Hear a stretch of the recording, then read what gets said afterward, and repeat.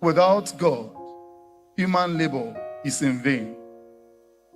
Here were professional fishermen. This text you will also find in Mark chapter 1, verse 16 to 20.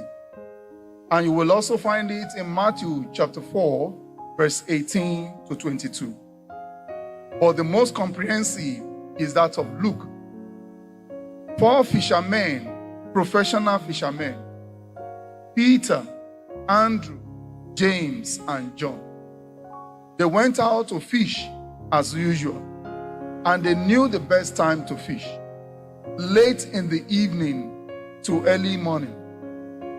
But they made efforts all through and caught nothing.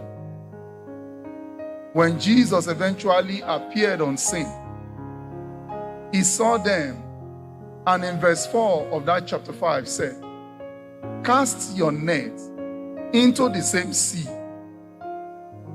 Peter retorted and said, "Lord, we have worked very hard. We've labored very hard, and we caught nothing. How can you, the son of a carpenter, be telling us professional fishermen how to catch fish?" And Jesus said, "Do what I have said." Eventually, they cast the net into the water. And having done that, the fish they caught, since they've been catching fish, they've never experienced such. It was so much that the 2 boats, that of John and James and Peter and Andrew, were filled to sinking level. My dear brothers and sisters, these were supposed to be professionals, and yet they did not get anything until Jesus stepped into the situation.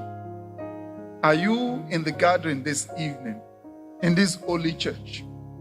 How many times have we taken decision leaving God out of it? Our children want to wed. We want to celebrate burial. We want to celebrate naming ceremony. We are more interested in the Ashoebi than book Novena masses, that those who will attend should come safely and return safely.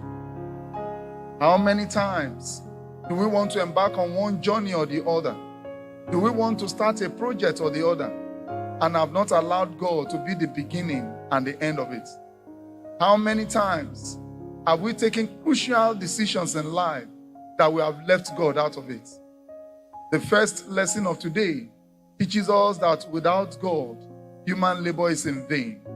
That is why Jesus said in John chapter 15, verse 5, "Cut off from me, you can do nothing."